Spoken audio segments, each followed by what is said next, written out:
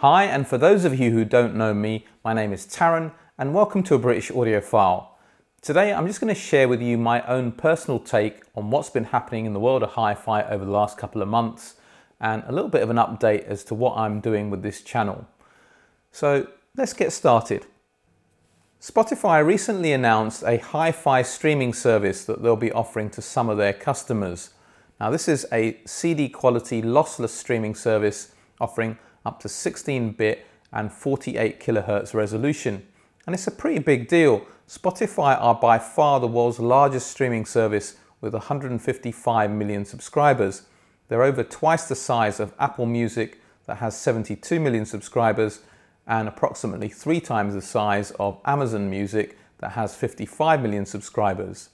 Details are a little bit sketchy. Spotify haven't confirmed how much of their vast library of music is going to be offered in CD quality, or which market segments the service will be offered in and how much it will cost.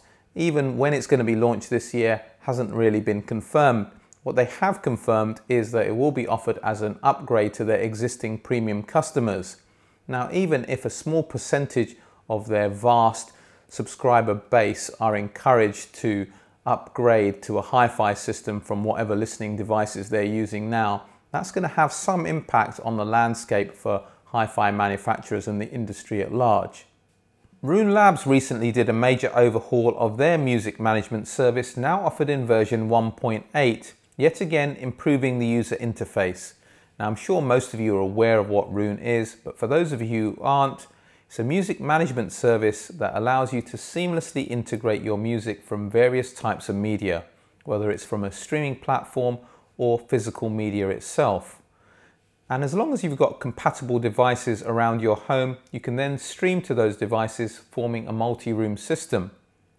Roon has built itself up quite a solid reputation for how easy it is to use, the opportunity it presents you in terms of being able to discover artists and information about those artists through metadata, as well as the recommendations it gives you to discover new music.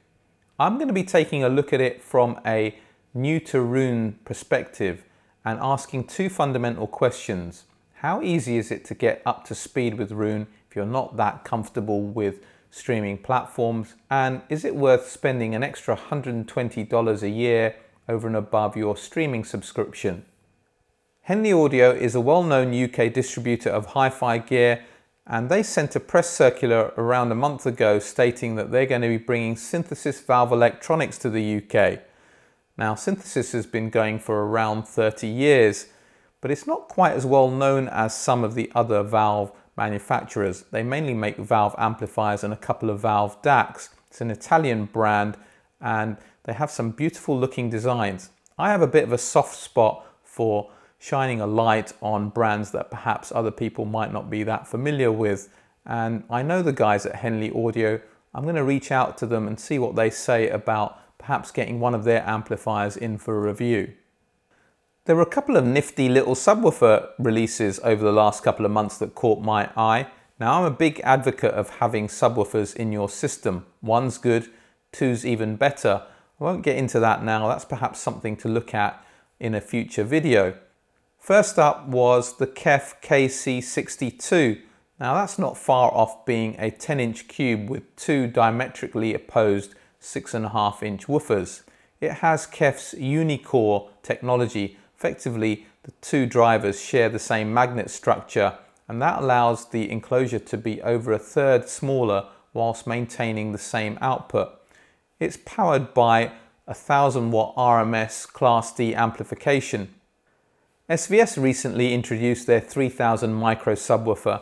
Again, this is not far off a 10-inch cube with 2 diametrically opposed drivers, but this time you have conventional 8-inch aluminium drivers powered by an 800-watt RMS amplifier. They both remind me of the B&W P1 subwoofer that was very well regarded from a few years ago. I guess things go round in circles. Oh, I almost forgot. Both the Kef KC62 and the SVS 3000 Micro have DSP functionality to help with better room integration. It's fair to say that Polk made a bit of a splash on YouTube last week with the release of their Reserve series of speakers. There's 2 bookshelves, 3 floor standers, 3 center channels and a Dolby Atmos height speaker, and they certainly got a favorable reaction from the reviewers that looked at them. I haven't decided as yet. I may or may not check those out, if for no other reason just to see what all the fuss is about. I finally got my act together and I'm going to be launching a British audiophile on Patreon shortly. Now, I've taken my time to do this because I wanted to carefully consider what services I wanted to offer and be in a position to dedicate some time and energy in that effort. I've structured 4 tiers. For those of you who want some assistance on your hi-fi journey and feel that I may be able to help, there's a tier called the ABA Consultancy. Now that's effectively a one-to-one Zoom call or video call with myself, where hopefully at the end of that call I can help you with whatever hi-fi related queries you may have. Now if it's not quite as involved as that and you feel that we can get away with an email exchange, there's a tier available for that as well. And I'll also be launching the ABA Club. Now that's where I'm going to post bonus footage, behind the scenes kind of stuff in a vloggy style, where I can share with you some of my own personal thoughts about running the channel and some of the products that I review. In reviewer mode, I have to try and be as objective as possible. And for those of you who are just happy to support me, there's a tier available for that where I've kept the cost to a bare minimum. I feel really privileged to be in this position where I can dedicate myself to running this channel, something that I love. And it's only really possible because of the support that you show me, the people who regularly watch my videos and my 30-odd thousand subscribers out there, and the support of my wife who supports me in every which way possible. The reality is it takes quite a bit of energy and time to run a channel like this, and it does eventually need to get to a point where it can financially sustain itself. I haven't quite got there yet. Certainly Patreon will help, and if you can support me in that effort, it's very much appreciated. All that remains for me to say is thank you for watching, and until next time, a British audiophile signing off.